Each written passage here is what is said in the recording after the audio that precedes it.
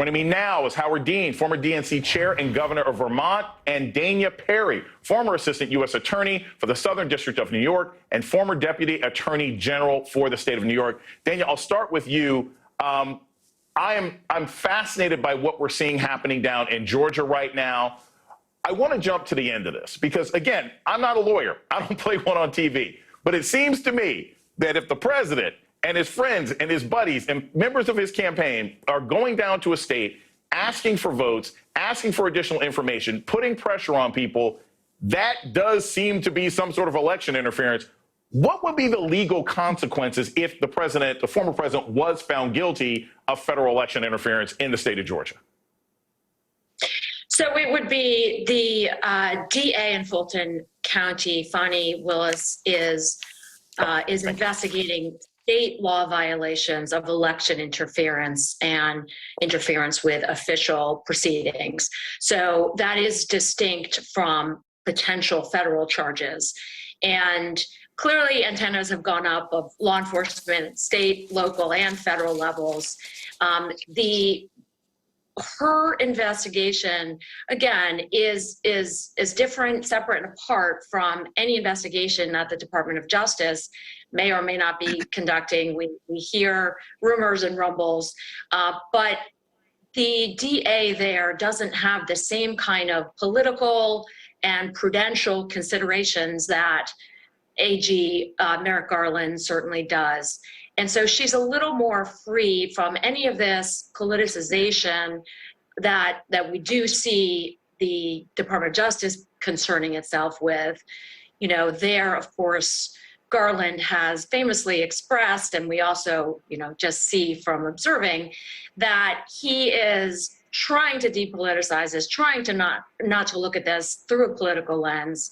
Of course, you can bend over backwards so far that you do a complete flip and it becomes political to not investigate or not prosecute.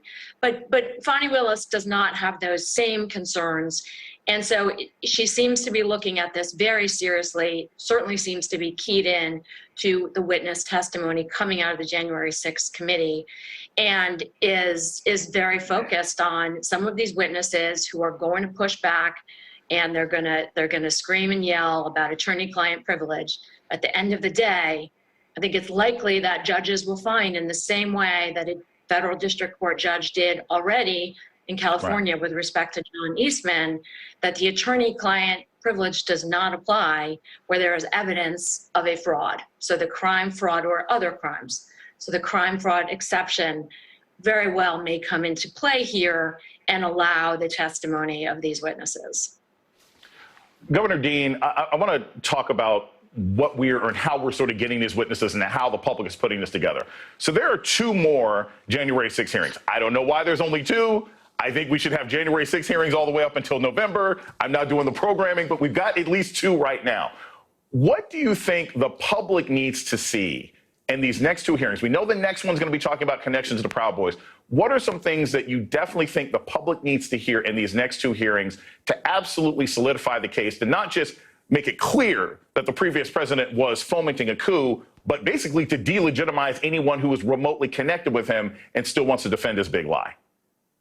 Well, we're not talking about huge majorities of people who haven't already decided what they think of Donald Trump. The issue and why Georgia is so important from a political point of view, it's a critical swing state, and there's a Senate seat up that could be potentially quite competitive that the Democrats need to win. I think we are going to win it.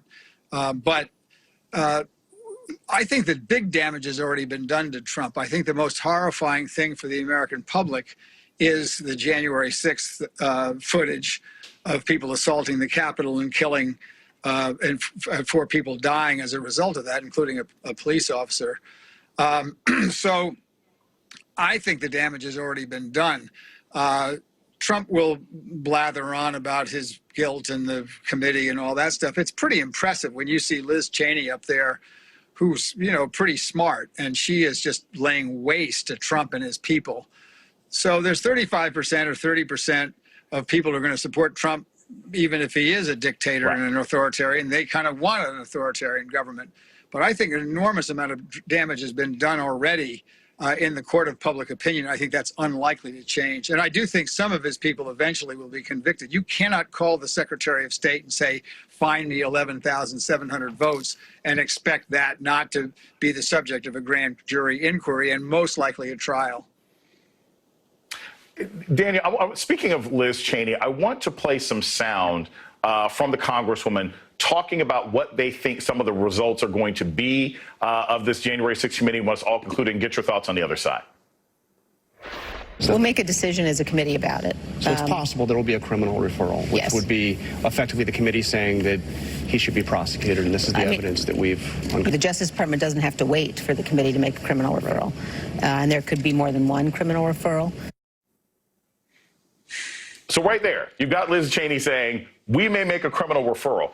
How much pressure does that put the Department of Justice under? You mentioned before, look, you can be so non-political that you end up being political. But if we've got newspaper reports and the January 6th committee and everybody coming out of the woodwork saying, well, by the way, Donald Trump, at this point, Donald Trump and Rudy Giuliani apparently went to everybody's house begging for votes in the state of Georgia. I mean, they must have just gone door to door in DeKalb.